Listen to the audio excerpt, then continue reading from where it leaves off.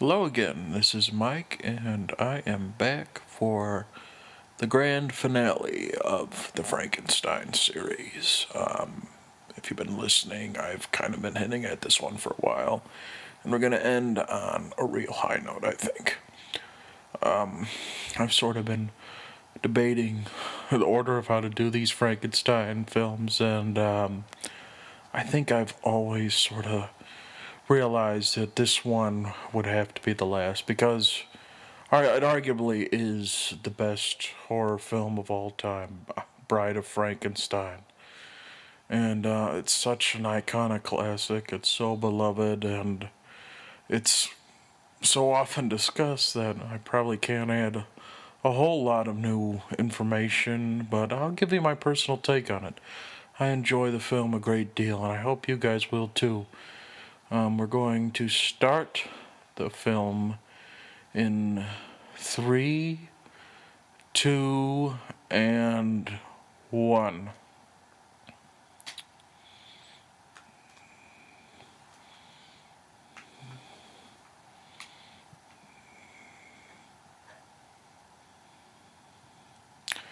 And here we are, this picture approved by the production board, which is kind of a ironic way to actually begin the film, because this movie was so controversial on its initial release, and they just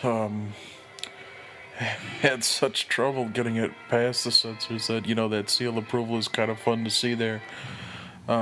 We just saw Karloff, who is build number 1, or with just his last name, which we sort of already discussed in the adaptation of The Raven, but that is such an honor for an actor that they're so famous that they have such a brand that that's all they really need to do is say Karloff and you think of horror. I mean, I can't think of a lot of other actors that you could do that with, like Bogart, Garbo. It's kind of fun seeing Karloff there. And of course, the monster's mate, who we all know is Elsa Lancaster, who does such a beautiful job here, is just marked as question mark, just as Karloff was in the original. Kind of keep the suspense going.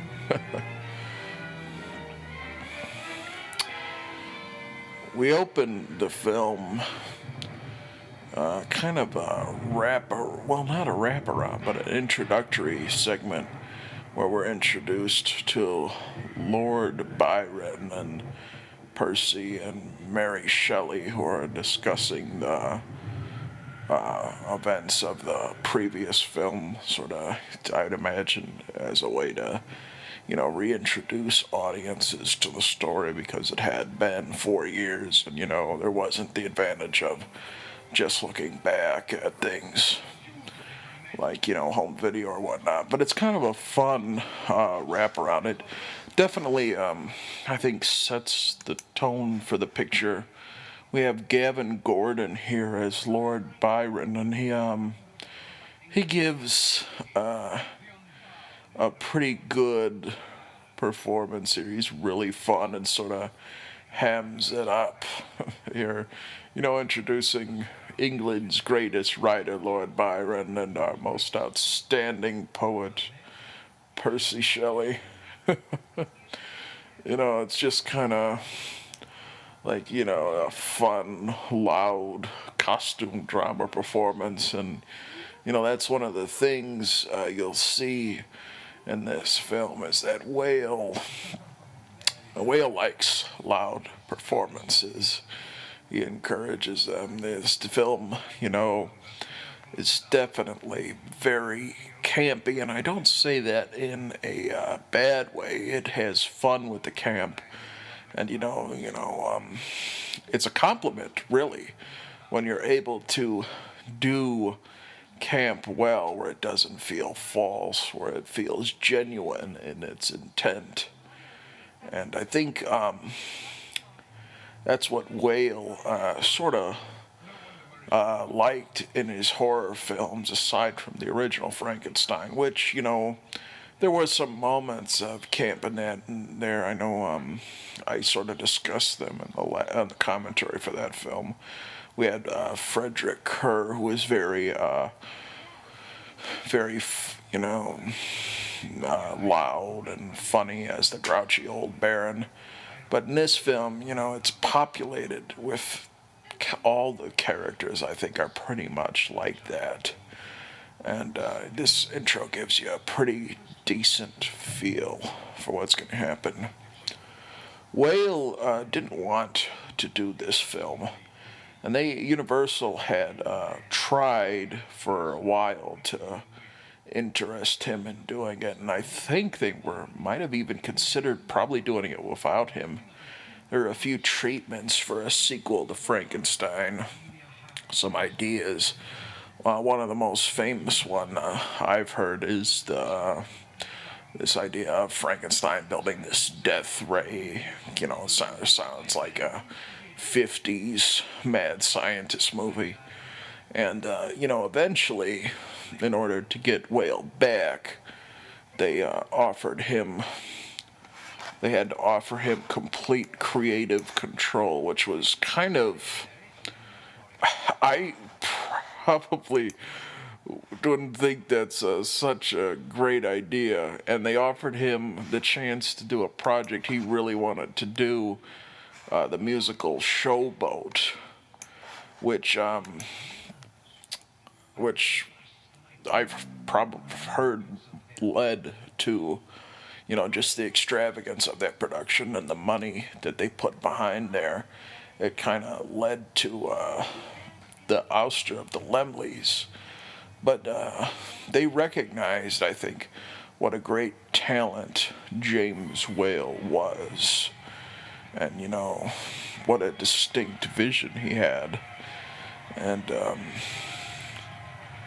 this film, you talk about what an auteur is and kind of, how directors put their own personalities in films.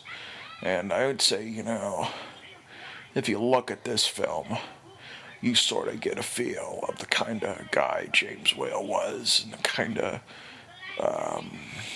art that he valued and what he wanted to do with art, what he wanted his art to say.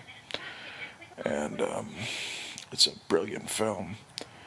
Here we have the introduction of Una O'Connor, who is definitely one of the big pieces of comic relief, this shrill Irish woman who has that scream that's so piercing, it's, you can't decide if it's terribly annoying or terribly funny, and I imagine that Whale put her in the film because, he got a good laugh. And here we have E. Clive, who's the Burgomaster, taking over from Lionel Belvoir from the last film. But he's pretty good. He's got that big mustache, and all he does is say, "Nothing to see here, monster indeed." Kind of a fun performance. The best laugh in here is where he tells Una O'Connor, he's like, "Oh, shut up." It's really funny. They are both in The Invisible Man. I think he plays the policeman in that film.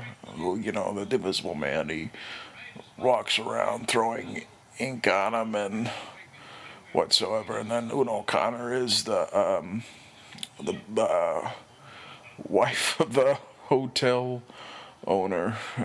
And, the Invisible Man terrorizes him and she shrieks.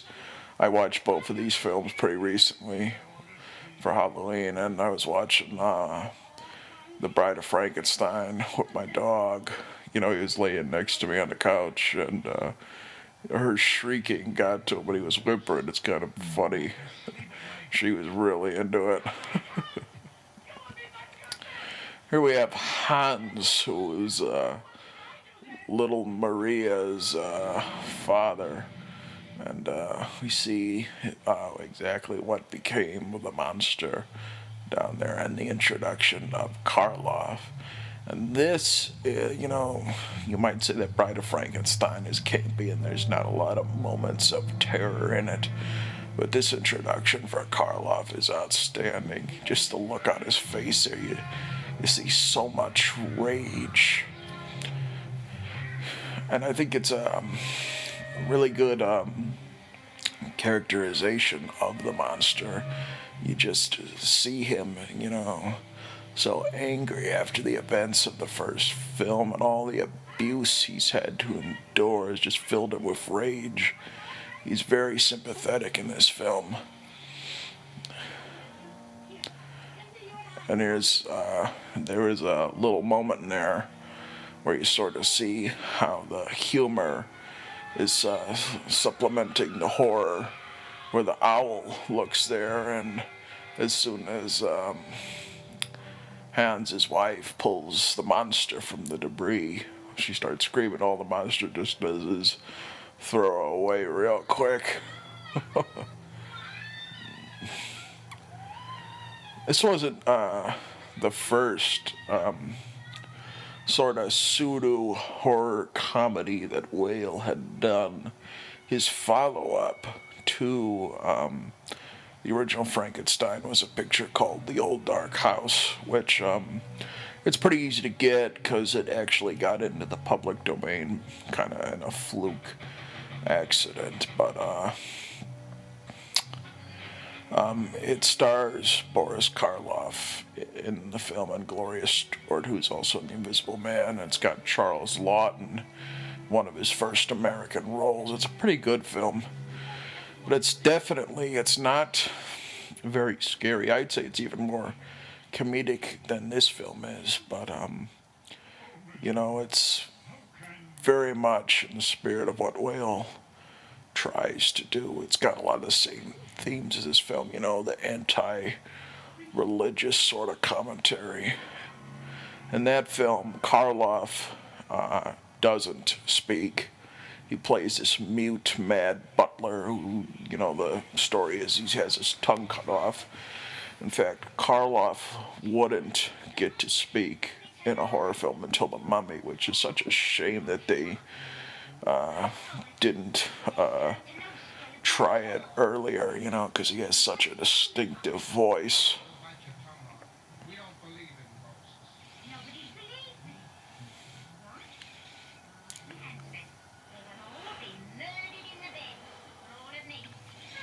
Here we're gonna see Colin Clive again.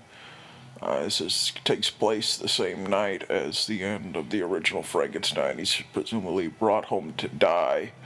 And we see one of the few continuity errors between the two films. They say that the Burgomaster says that he needs to be brought home to his father. And his father is insane. Frederick Kerr, I believe, is dead by this point. And so we see Henry's brought here. And Colin Clive, you notice, or you will notice, that he doesn't stand up a great deal in this film. And unfortunately, he had suffered a broken leg before the film was about to be shot. And it's a leg, I guess, I've heard that he injured quite a few times. I actually got a really nice message from someone who enjoyed the commentary from the first Frankenstein film. She gave me a little bit of history about Colin Clive. And I guess he had injured, that was the fourth time he had injured that leg, and he had a terrible fear of it being amputated. And, who could blame him? Just the thought how medicine was at the time. It's not the same as it is now, and his acting career, not being able to sustain it if something had happened to him. And so he unfortunately turned to alcohol to self-medicate for depression. And, that's never a good solution. There's only 4 years separating Frankenstein and Bride of Frankenstein, and he looks about 10 years older than what he was in the original film. And it's really kind of sad. You see him wear that depression and alcoholism on his face. He looks sick in some of the scenes, I'd say. You know, you see more sweat on his face, more wrinkles. But that isn't to say he isn't capable of delivering a great performance. You know, he still has that mad intensity to the role. And I think in some ways the character's interesting in this film. You know, they have to have a villain in this picture. And, you know, Henry can't be the villain. He's, you know, young and handsome, and so he doesn't want to continue with his experiments. He's learned something from the original film. But as we see with Elizabeth, you know, talking about the dark specter of, you know, this experiment shining over them, you know, maybe he has to pay for what he's done. There's an interesting little bit earlier where Elizabeth said she was foretold there would be doom on her wedding night. And that's one of the things about this film that I think doesn't really quite hit home.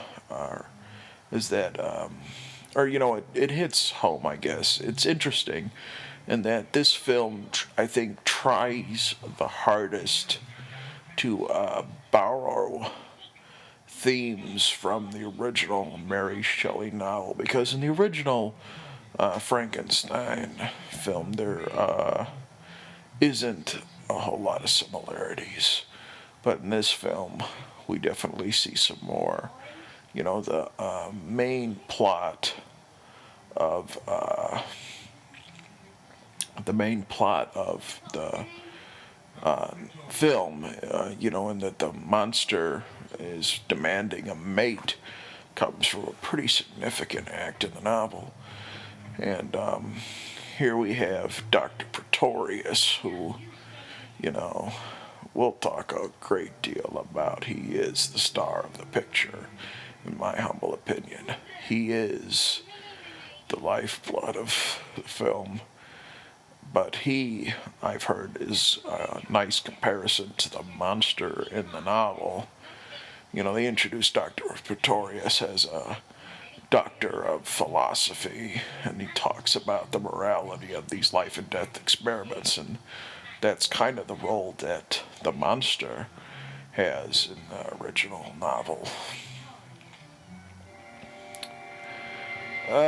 Dr. Pretorius is a fascinating character. He's played by Ernest Thesiger, who was also in The Old Dark House. He plays the patriarch of the family, who spends his you know, he sits at the top of the table offering people a potato and say they all like gin. It's really kind of fun. But this film, I think, you know, above anything else, is probably, I'd say it's arguably the best performance in one of these Universal monster films. He's having so much fun with the role, and the role is played for all of its camp value. And the character is just so subversive and, you know,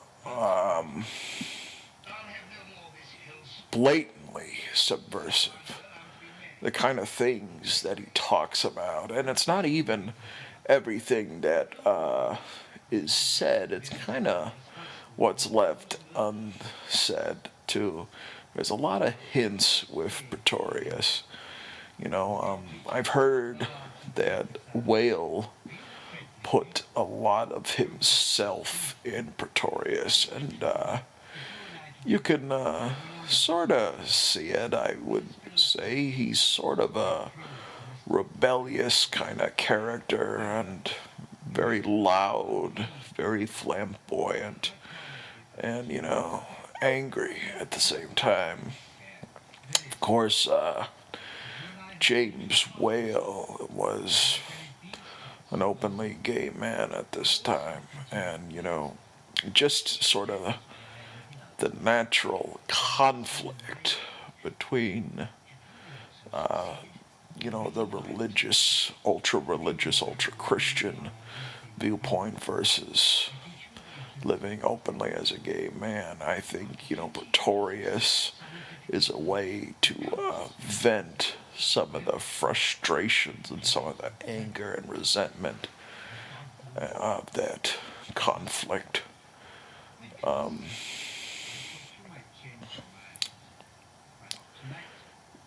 Thesiger was not the first choice for the role.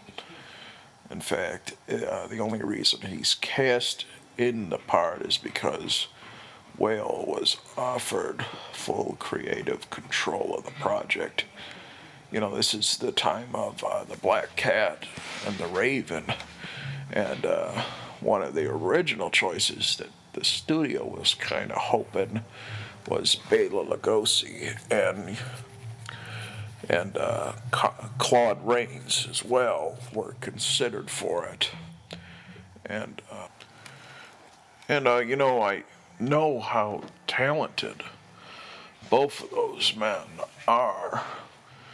There's no shortage of me being on record saying I love Lugosi, and Claude Rains, he certainly showed that he was capable of doing horror comedy in The Invisible Man. We just missed the best part of the movie.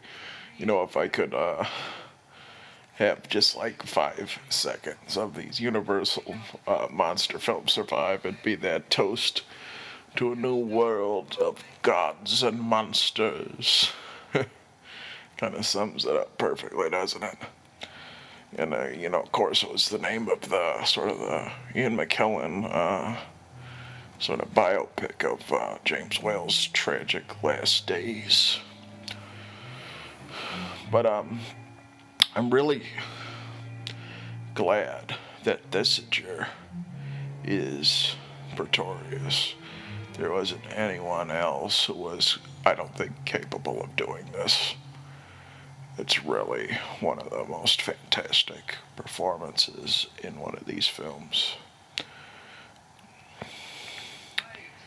Here we're seeing the introduction of his little experiments, the people that he grew in these petri dishes. And I believe this is the first time that this has ever been done. Having the illusion of tiny people, probably primitive green screen here, or what would become green screen. I really can't explain it. It was, these were created by John P. Fulton, who's kind of the special effects wizard of Universal. And he created all the special effects for the Invisible Man, the invisibility, which I watched that film recently, and those still really hold up. They're very impressive still. And also, Fulton was the one behind transformation of the not the Invisible Man, the Wolf Man. And those sequences were incredible too, and the thing about Fulton is that he learned from each film, and they improved over the sequels. The special effects as the Wolfman improved, and even in the Invisible Man sequels, they kind of looked a little more real as time went on. Very talented craftsmen.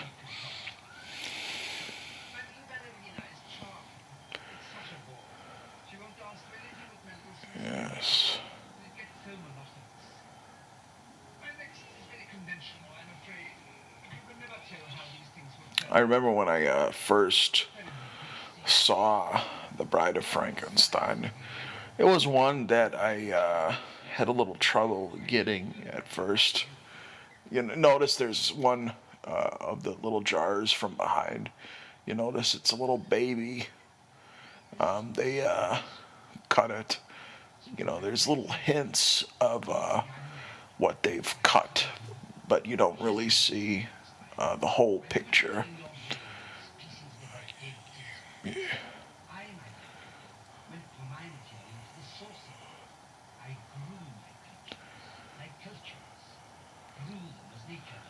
From seed.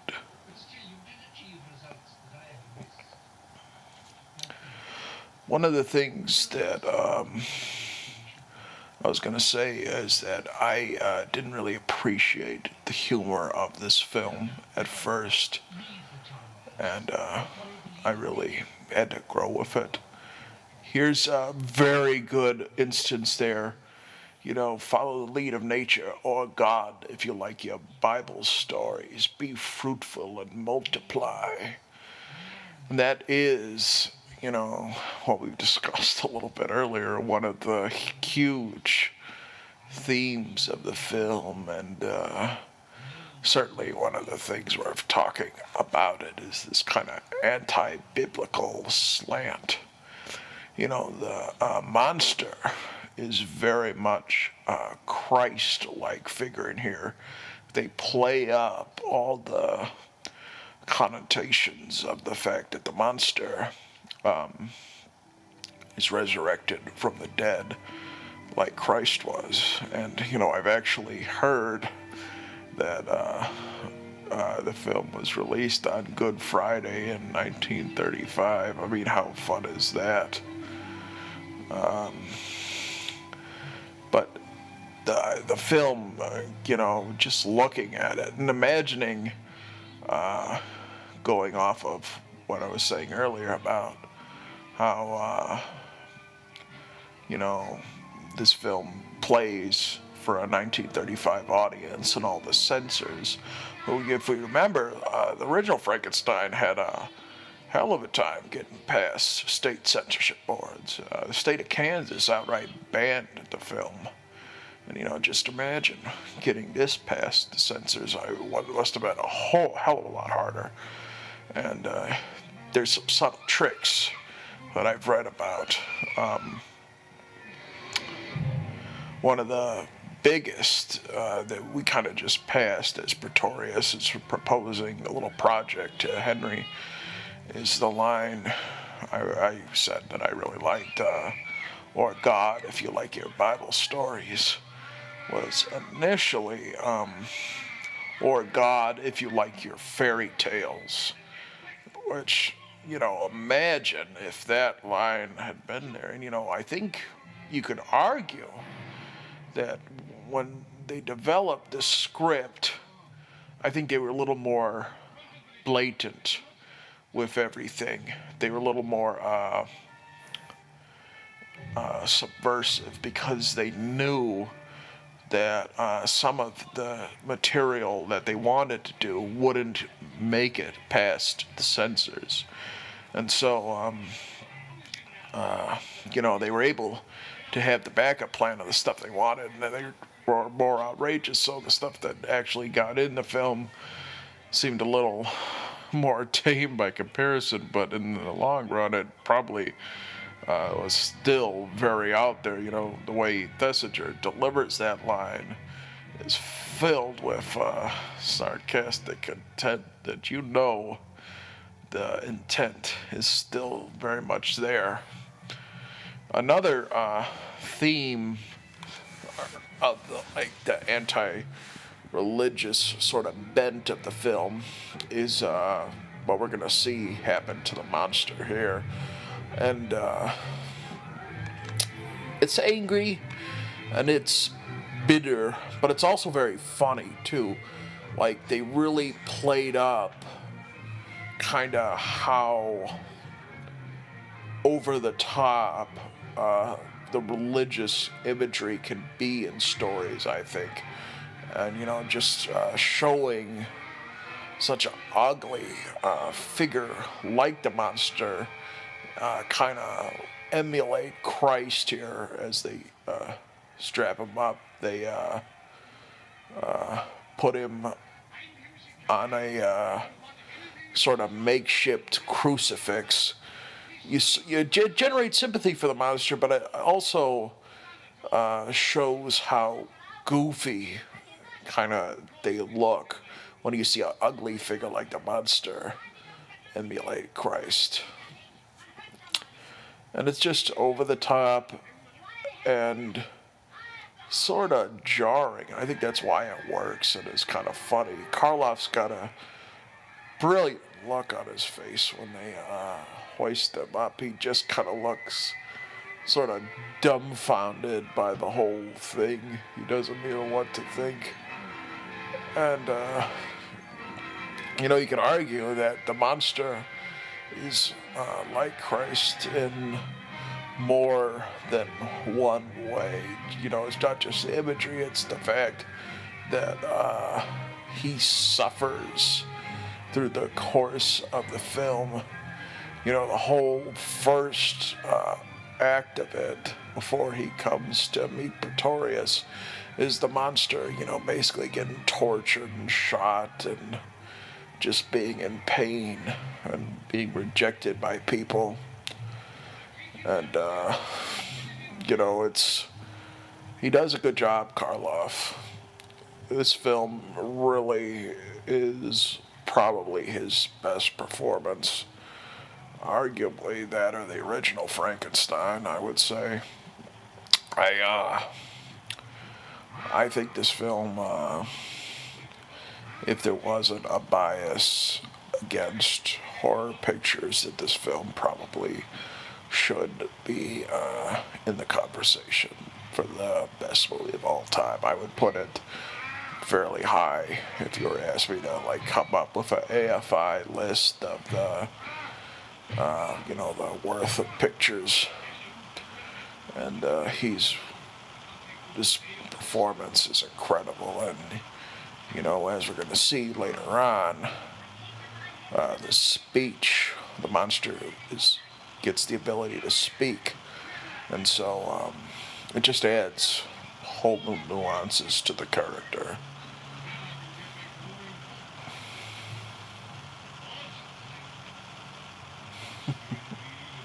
Monster indeed.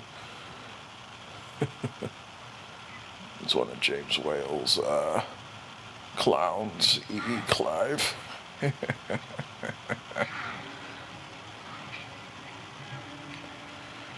Well, one of the things that I didn't bring up is how Jack Pierce plays with the makeup here. If you look at the original Frankenstein and then at this film, you see all of the scars that the monster got in the original picture. All the burn wounds are on his face in addition to all the scars from putting them together. And since, all his hair burned off in the original picture, you sort of see it singe. And one of the things that even further adds to it is the attention to detail here. The way that Karloff, you look at his face, you see that he heals over the course of the film, and that hair starts to go back. Here, I believe in this group of little girls is Marilyn Harris. She makes a cameo in the film. I guess her career as a child actor never really quite took off the way her parents might have hoped. I guess Whale brought her into the picture for a cameo and then gave her a line just so she would be paid a little extra and not have the distinction of only being an extra in the picture.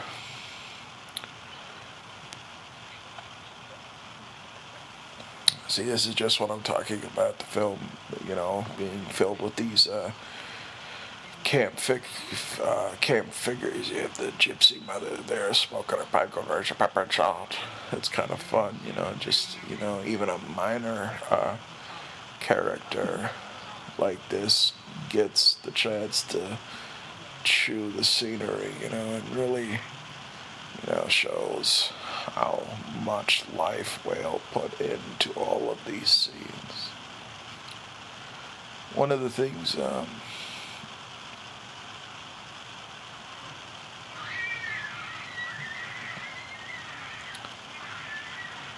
see, I like this film. I mean, I like the aspect of Karloff's performance, that he shows that he's trying to communicate there with his hands. The way he, holds them out longingly.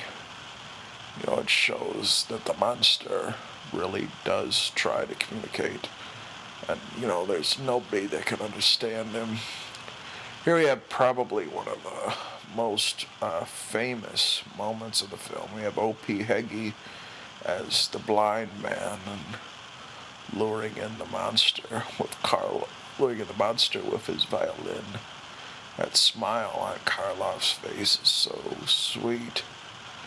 I really like the introduction here too. That the monster is so taken aback, he bursts into the house with his growl, expecting him to be afraid and not knowing what to do here. And this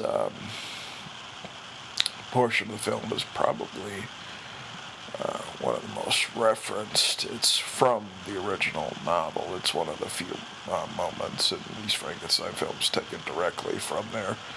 And it is, I think, how he learns to speak in the novel, although it's been some time since I've read it.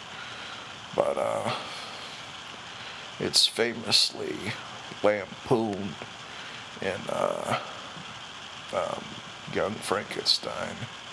You have Gene Hackman making a cameo as the blind man with Peter Boyle's monster, and his blindness caused him to hurt the monster even more, and he rushes out of there. It's kind of funny. And O.P. Heggie really gives a decent performance here.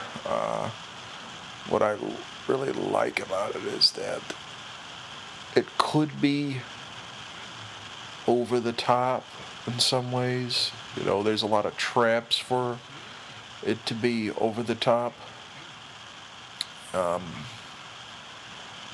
He's playing it out as sort of a biblical healer kind of figure. He looks very much like what you'd see in a biblical painting of one of the apostles, maybe. And instead, of it being over the top and really driving out really drawing out kind of the absurdity of it. It's sweet and genuine. It's really a very nuanced performance here. And this scene in particular, where he lays the monster down on the bed, kind of sort of skates that line too, in a way. You don't know what's going on quite here. The monster can't explain himself. He's mute, and the O.P. Heggie character leads the monster into a prayer, thanking him for bringing the two long-lost children together. The outcasts. And the music, it even goes further. It's sort of like a I don't know what you call it, like almost that sounds like a church organ, sort of. poor Karloff is so afraid of the fire, all he can do is scowl at it.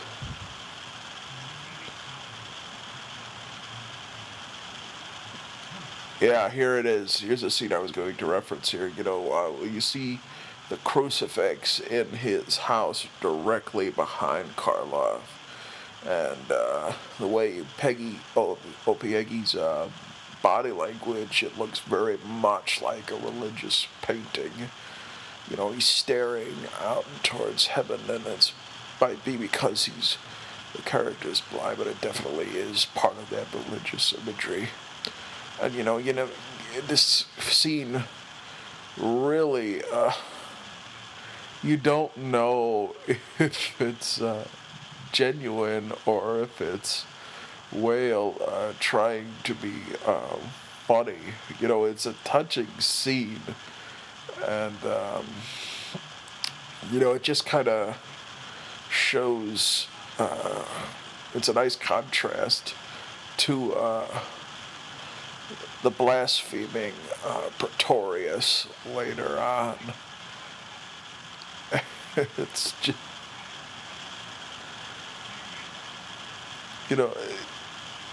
it's a wonderful sequence. It's really, really, I don't know, if it's humorous on the blackest sort. And the crucifix actually lights up at the end of the scene.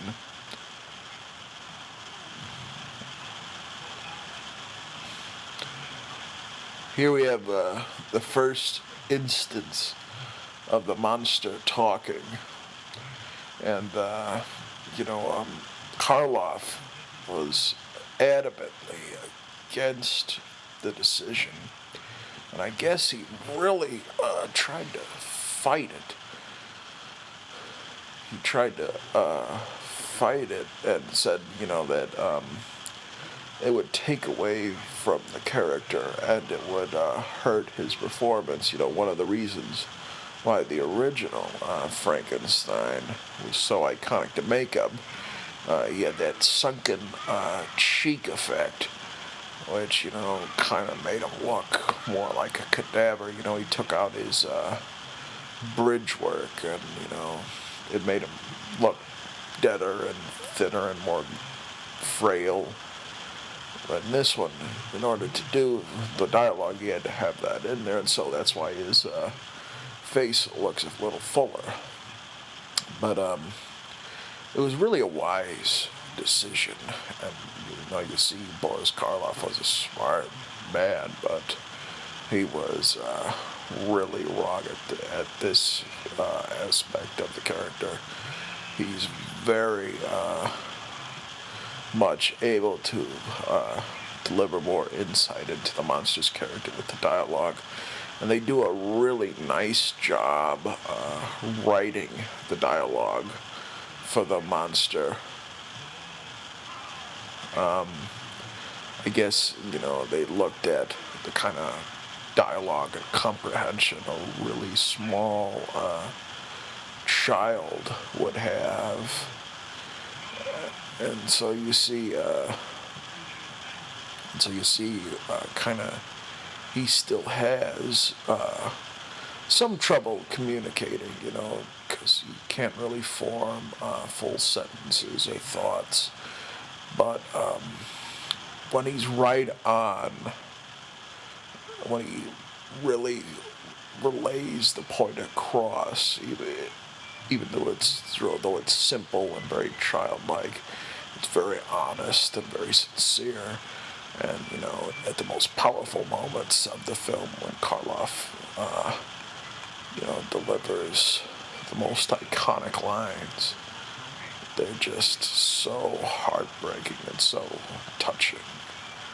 They just really showcase what a brilliant actor he was, and what a brilliantly written film this was.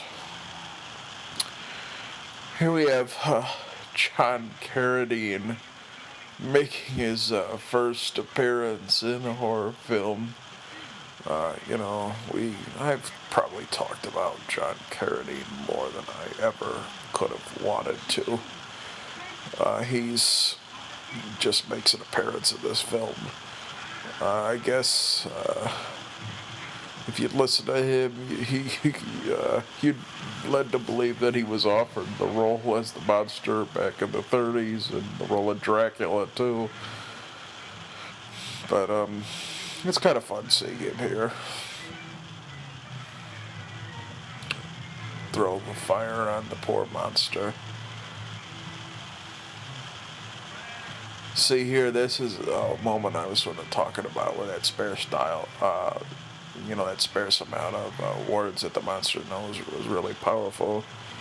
You see him say, friend, sort of outstretched arms. It's just like the really kind of a picture of loneliness.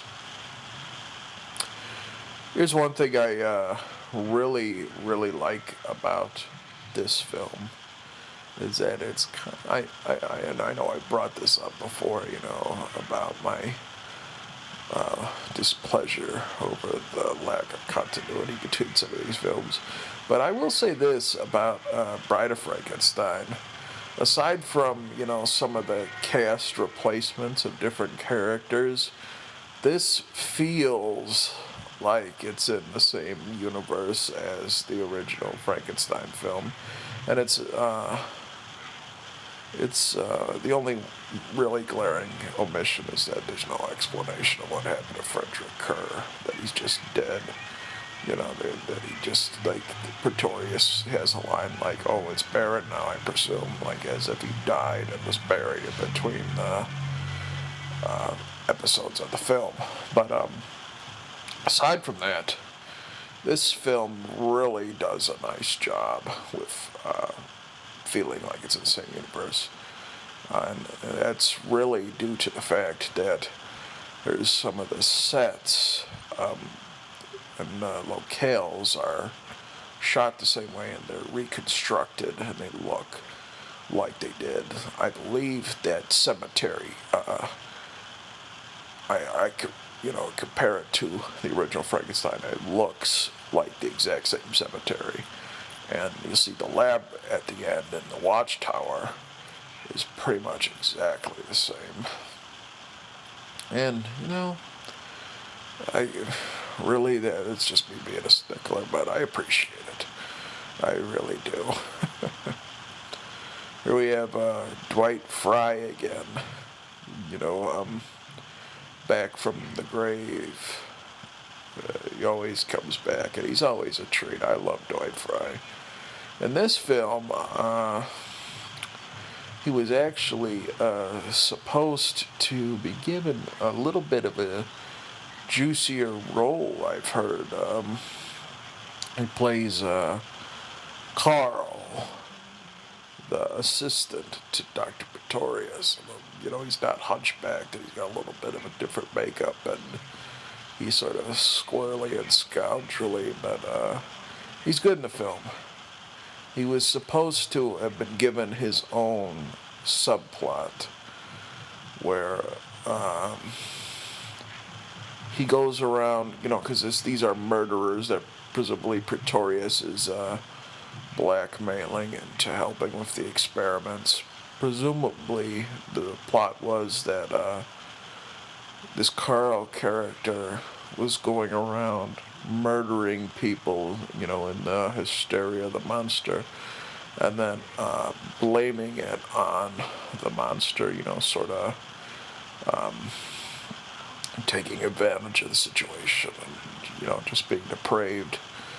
And I don't know.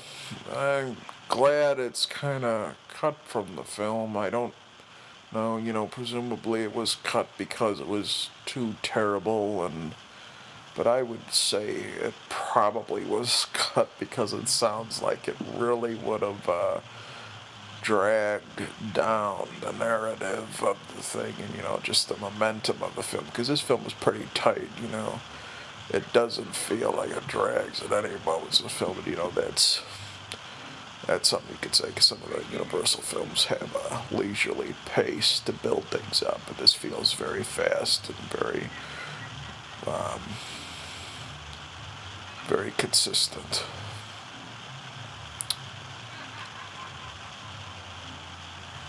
One of the things about Pretorius, another thing about him is that he's very much giving in to vice. And, the constant line is, oh, have a cigar, it's my only weakness. He's all about, giving in to vices. And that's, it goes with the sort of theme about morality of the film and about religion, that you have a character that is so interested in being a sinner because it gives him more fulfillment. It's really a subversive idea from the time, and of course he is humorous, and it's always with contempt. One of the things I've heard is that his name was Septimus Pretorius. I guess I don't believe he's referred to that in the film. I think it was one of the scripts or novels, but I've heard that roughly translates into something called Seven Sins, a reference to that. And if that's true, then if that was Whale's intent, then that's a lot of fun too. I love dead, hate living. You're wise in your generation. That's like the best comeback to the line ever.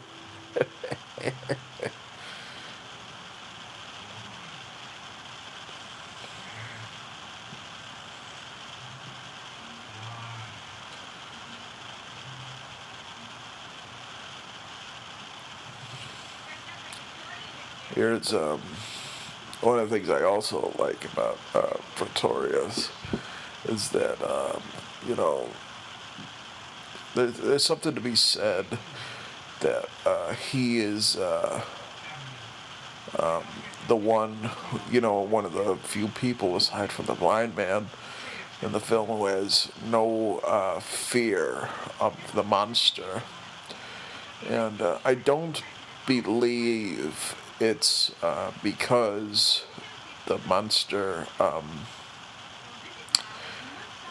don't believe it's because he sees the monster, past the exterior and, seeing the soul that has good intentions like the blind man does. I think it's because he is very much loves the macabre, like how perverse the monster is, like that sort of gives him a fulfillment. And I think, it really is an interesting comparison point between the monster and, the monster's two mentors, you could say. Pretorius is on the one side, brings out the evil in the monster, and then the other man really legitimately wanted to be his friend. It just sort of makes the monster's path over the film all the more tragic. Here we have a great moment that really harkens back to the original film. You see that the monster has finally become the master in the scenario between the creator and the creation. You see him enter Frankenstein, how powerless he feels that the monster can speak. And, ironically, the first thing he does when he enters there is say, "Sit down," which is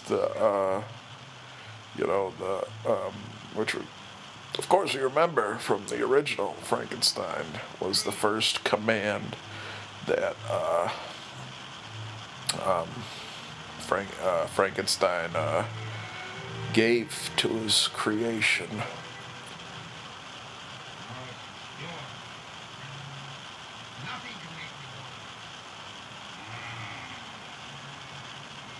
It's a great scene. Karloff is very powerful in it. And, one of the things that I haven't mentioned yet is the score by Franz Waxman, it's a really iconic score. There's a lot of great motifs to it. Obviously there's the theme about the bride has, where it's sort of, they kind of play a fox kind of wedding bell kind of march. It's meant to, meant to sort of be campy and fun. But I really like that little piece of music there, where they sort of, showcased the monster's threatening nature. Here we have kind of a revisit to probably one of the more famous scenes in the original, where the monster comes back for Elizabeth to attack her. I like the scene where she's in the wedding room. What we have here that I haven't mentioned quite yet is that Elizabeth is not played by Meg Clark again. She's played by Valerie Hobson, who was 17 years old at the time. I don't know why they didn't bring back Mae Clark. I think one of the things, you can't quote me as being an expert in knowing exactly what's going on, but I think part of the reason why is that Valerie Hobson, I think, is sort of similar looking to Elsa Lancaster, and sort of the dichotomy of the creature and creator, how similar they are, and then you have his bride looking like the Frankenstein's bride. I think that's part of the appeal, and also because she's, I think, younger. I would say she's a little bit more vulnerable than Mae Clark was. Mae Clark was very strong, even in the scene where he gets frightened where she gets frightened by the monster. So I think you're a little more fearful for Valerie Hobson. I don't know, it could be something that even as simple as a contract, her not being under contract to Universal at the time. Who knows? But she's also in another horror film from this time, sort of the underloved and underseen Werewolf of London. We have a scene that's recreated from the original. It goes through the walls, and you see them walk up the same set of stairs going into the laboratory from the first picture. Really wonderful set design, that laboratory and those stairs. It reminds you a lot of sort of German expressionism, kind of the most blatant thing. Burnt at the stake as wizards for this experiment. It's, you almost think that's part of the great appeal of everything. Here's the scenes I sort of was talking about earlier with Colin Clive, looking how, look at how frail he looks. He's in another horror film that came out this year called Mad Love with Peter Lorre. He comes off a little better in that picture, but it's sad to see him like this, especially reading about everything that happened to him and his depression. It's really, really a shame.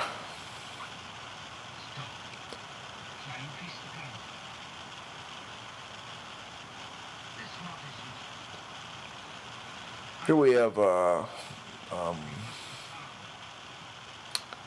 one of the subplots of the film, which I think which I think they could have done if it was a little braver and if they wanted a more tragic end for Henry, is that pieces of Elizabeth, like this heart, might have gone to the bride.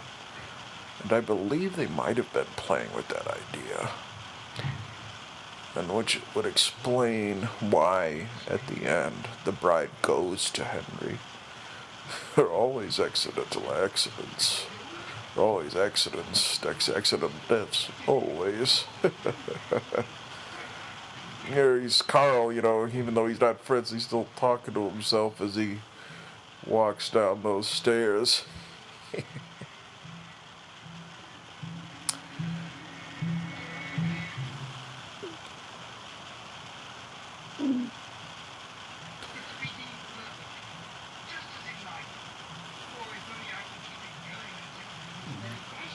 Was a very fresh one. Yeah, you see how ugly they look. It's pretty good makeup on little Dwight Fry there. He does, I think, what he does a good job, just sort of looking horrible. You don't mind him like you don't mind Lionel Atwill doing the same sort of roles over and over again. Yeah, I don't know. I might say it's my favorite Dwight Fry role, this one, because he does get some humor there, but you can't really say it's better than his part as Renfield. Here's what I was talking about with the monster. If you notice, his hair is growing.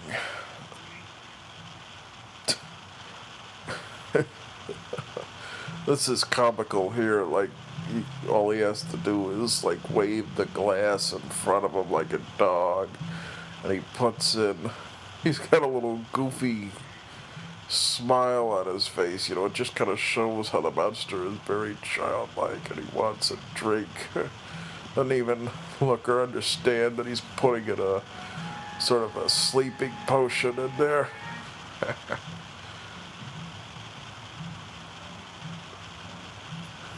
He's grunting as he goes down, and he puts a blanket over his face. That'll shut you up.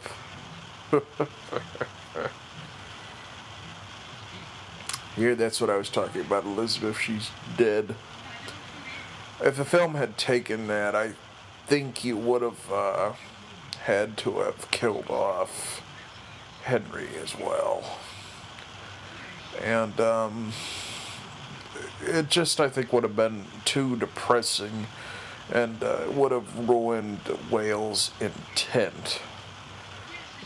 To have this film be sort of a dark comedy as well as a horror film. You need someone to root for in this. It's not the monster, because he's still sort of in the middle. You can be sympathetic to him, but he's not natural. He's still a figure of terror. And so you need Henry, I think, to be sympathetic. And, to be fair, he really has learned his lesson from the original film. And, the ones who are doing wrong here are Pretorius, who wants to take the experiment, obviously breed his own race of people to darker and more unnatural places. And so you really do need Henry in the film. You really need to feel sorry for him and get him out of this. Get him out of here.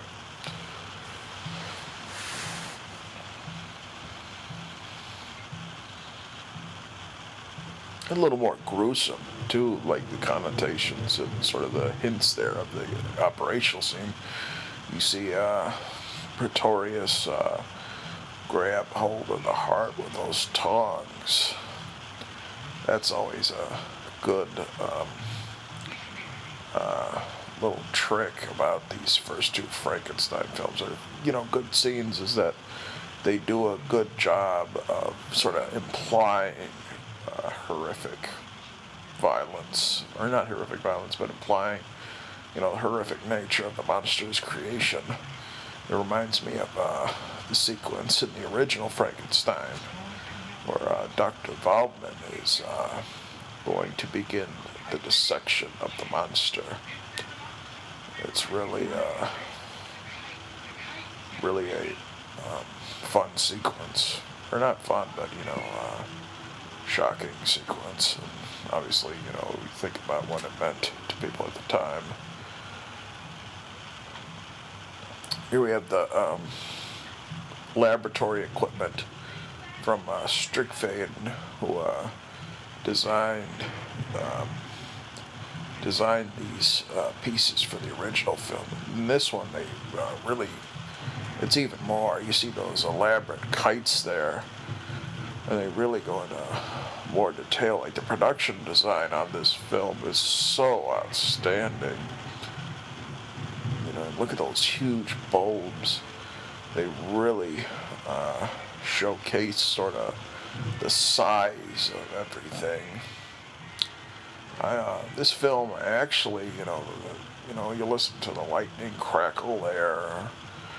This film actually, I think, is the only Universal film. Well, that's not true.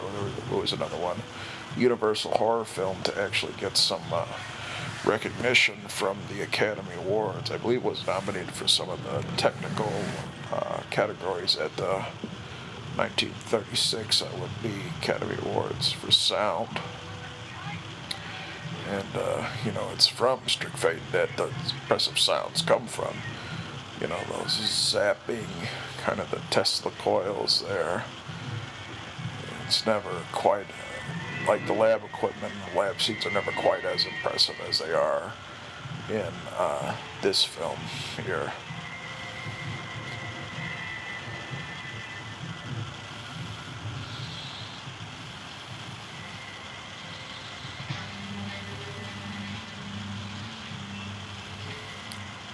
I always like how they sort of light the creation sequences of both of these films. Colin Clive has really bold, I would say bold-looking eyes, you know what I mean, that they highlight really well. Sort of see the sparks going off, and there's shadows there, and, how the lights flicker on and off. They're really wonderful sequences.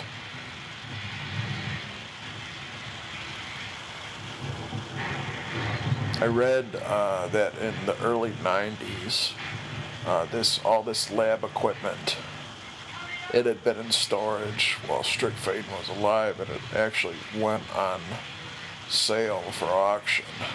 And I guess it still worked, and that a lot of these sound effects that were generated by this lab equipment were used in a lot of later films. Obviously, the big one you can hear is that they sort of sound like the lightsabers from the Star Wars films, and it's just sort of fun. And seeing that even as films, the technology improved, that these contraptions are still being used to make all these great sound effects.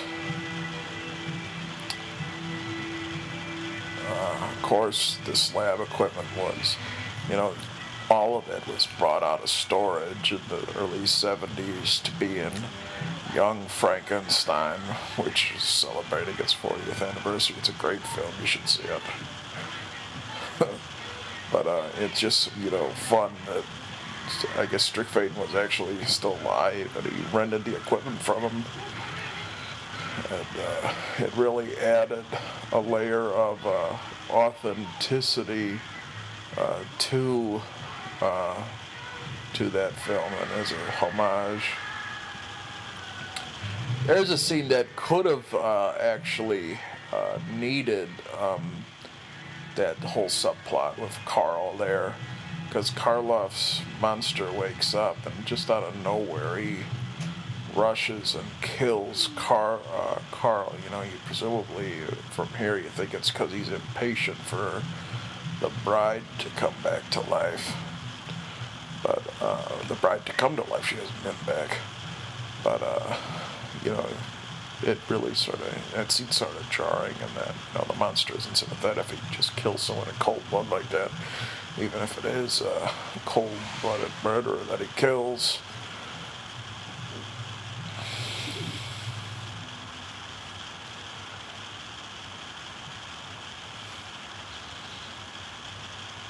Here's the introduction of the bride. She's alive. Alive. Karloff, Elsa Lancaster was the wife of Charles Lawton, and she appeared in quite a few films with him. She was nominated, actually, for a few Academy Awards for Best Supporting Actress. But it's just so telling that this is the film that she'll forever be remembered for, because she's really so iconic in it. Just this image, this makeup that Jack Pierce created for her. And the way she moves around, it's so shocking and so, it's just so perverse and kind of comical at the same time. Apparently, she based her inspiration for the character off of animals, swans, those large, swans you see at the park. I guess she went to the park and sort of saw them. And, that jerking neck that moves back and forth, and so how she snarls, that iconic snarl. It's really really inspired method of performance. I've taken acting courses where they advise you to find an animal that really inspires you and follow the physicality of them. I mentioned earlier that I really think Lugosi sort of does this with the original Dracula. It's almost feline the way he carries himself. Here's another aspect that they might have played with that idea, is that the monster, or that the monster still has traces of Elizabeth in her if they went with that initial idea, because she's attracted to Henry and finds the monster repulsive. Here's sort of the scene that sort of implies sort of the sexual undertones of the story that they intended for them to breed. You see that great look that Pretorius and Henry give each other. Here's the aspect of the character that I've sort of brought up before, I believe in my Son of Frankenstein commentary, is that this story has an ending and a character arc. And I'm always of the belief that you shouldn't do a sequel unless there's more to do. And then you have the monster here come to the powerful realization that his life has been a farce and that there's nothing for him to live for. And, it's so tragic, but what I say before, it just really hits it home with Karloff's, perfect delivery of those simple, childlike, simple lines that are so piercing and to the point. And Pretorius, is just evil. And even though the monster isn't evil, he's touched by unnatural, evil things, and so he belongs dead. you almost wish that this were the end of it, that he didn't come back for more, because it's really a powerful end to the character. And, Henry doesn't get his comeuppance that he, some would argue, should have. But, it's sort of happy to see him get out of it. I can't condemn Colin Clive and James Whale's interpretation of Henry too much of a. I'm too much of a romantic to do it. The idea that he has such an imagination and a belief. So you're glad to see him have a happy ending with his bride, even though it might have been interesting had the film gone darker. I hope you guys enjoyed this commentary. It will be, if you're listening to it on the day it's uploaded, it will be Halloween, which is the perfect time to enjoy a look at monsters. And in a way, this is very much a final piece of the project that I started. I made it through all the Universal Frankenstein pictures, which, if you're like me, you think it's the finest horror series around. And ending it on Bride of Frankenstein was a very appropriate choice, I believe, and I hope you guys enjoyed it. And we'll see you next time, hopefully. I don't know what will happen next. Or even if there will be any more, to tell you the truth. We'll see. I hope. I would just have to look at what there is to do, and if I do come back, it will not be solely horror films. I think I've really said my piece about the classic horror films. And, if you guys listen to this and say, hey, Mike, do this so-and-so film, I'll take a look at it. But, we'll see. We'll see what comes next. If you have any recommendations, definitely put it in the comments below. And, like I said in the first commentary, I hope that you guys have opinions about the film and that you want to share them. I'm always open to hear it, and I hope I've had listeners who have enjoyed my look at the Frankenstein series. And, if you're listening to it on Halloween, the first day, have a happy Halloween. Bride of Frankenstein is the perfect way to celebrate Halloween. Have a good one, and enjoy. Hello again, this is Mike, and I am back for the grand finale of the Frankenstein series. If you've been listening, I've kind of been hinting at this one for a while, and we're going to end on a real high note, I think. I've sort of been debating the order of how to do these Frankenstein films, and I think I've always sort of realized that this one would have to be the last, because it arguably is the best horror film of all time, Bride of Frankenstein. And it's such an iconic classic, it's so beloved, and it's so often discussed that I probably can't add a whole lot of new information, but I'll give you my personal take on it. I enjoy the film a great deal, and I hope you guys will too. We're going to start the film in 3, 2, and 1.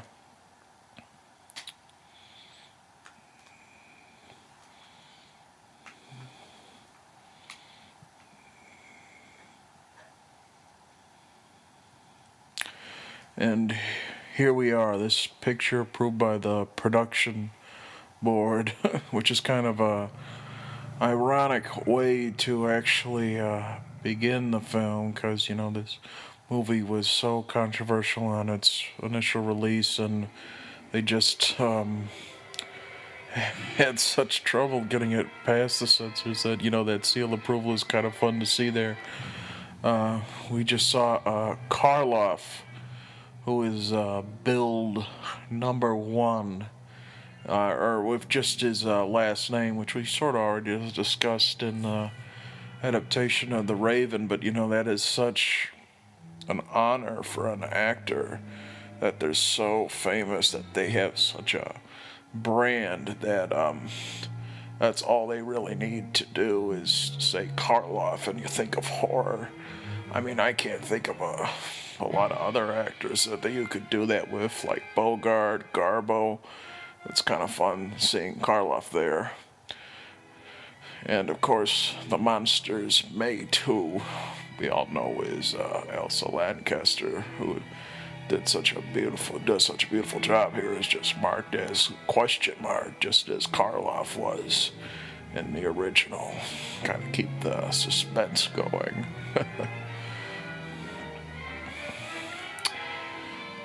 We opened the film kind of a not a wraparound, but an introductory segment where we're introduced to Lord Byron and Percy and Mary Shelley, who are discussing the events of the previous film, sort of, I'd imagine, as a way to, reintroduce audiences to the story, because it had been 4 years, and, there wasn't the advantage of just looking back at things like, home video or whatnot. But it's kind of a fun wraparound. It definitely, I think, sets the tone for the picture. We have Gavin Gordon here as Lord Byron, and he gives a pretty good performance here. He's really fun and sort of hams it up here, introducing England's greatest writer, Lord Byron, and our most outstanding poet, Percy Shelley. It's just kind of like, a fun, loud costume drama performance. And, that's one of the things you'll see in this film, is that Whale likes loud performances. He encourages them. This film, is definitely very campy, and I don't say that in a bad way. It has fun with the camp, and it's a compliment, really, when you're able to do camp well, where it doesn't feel false, where it feels genuine in its intent. And I think that's what Whale sort of liked in his horror films, aside from the original Frankenstein, which, there was some moments of camp in that in there. I know I sort of discussed them in the commentary for that film. We had Frederick Kerr, who was very, loud and funny as the grouchy old Baron. But in this film, it's populated with all the characters, I think, are pretty much like that. And this intro gives you a pretty decent feel for what's going to happen. Whale didn't want to do this film. And Universal had tried for a while to interest him in doing it, and I think they might have even considered probably doing it without him. There are a few treatments for a sequel to Frankenstein, some ideas. One of the most famous one I've heard is this idea of Frankenstein building this death ray. Sounds like a 50s mad scientist movie. And, eventually, in order to get Whale back, they had to offer him complete creative control, which was kind of, I probably wouldn't think that's such a great idea. And they offered him the chance to do a project he really wanted to do, the musical Showboat, which which I've probably heard led to, just the extravagance of that production and the money that they put behind there. It kind of led to the ouster of the Lemleys. But they recognized, I think, what a great talent James Whale was. And, what a distinct vision he had. And this film, you talk about what an auteur is and kind of, how directors put their own personalities in films. And I would say, if you look at this film, you sort of get a feel of the kind of guy James Whale was and the kind of art that he valued and what he wanted to do with art, what he wanted his art to say. And it's a brilliant film. Here we have the introduction of Una O'Connor, who is definitely one of the big pieces of comic relief, this shrill Irish woman who has that scream that's so piercing, it's, you can't decide if it's terribly annoying or terribly funny, and I imagine that Whale put her in the film because, he got a good laugh. And here we have E. Clive, who's the Burgomaster, taking over from Lionel Belvoir from the last film. But he's pretty good. He's got that big mustache, and all he does is say, "Nothing to see here, monster indeed." Kind of a fun performance. The best laugh in here is where he tells Una O'Connor, he's like, "Oh, shut up." It's really funny. They are both in The Invisible Man. I think he plays the policeman in that film. Who, the Invisible Man, he walks around throwing ink on him and whatsoever. And then Una O'Connor is the wife of the hotel owner. And, the Invisible Man terrorizes him and she shrieks. I watched both of these films pretty recently for Halloween, and I was watching The Bride of Frankenstein with my dog. He was laying next to me on the couch, and her shrieking got to him, but he was whimpering. It's kind of funny. She was really into it. Here we have Hans, who is little Maria's father, and we see exactly what became of the monster down there in the introduction of Karloff. And this, you might say that Bride of Frankenstein is campy and there's not a lot of moments of terror in it, but this introduction for Karloff is outstanding. Just the look on his face there, you see so much rage. And I think it's a really good characterization of the monster. You just see him, so angry after the events of the first film, and all the abuse he's had to endure has just filled him with rage. He's very sympathetic in this film.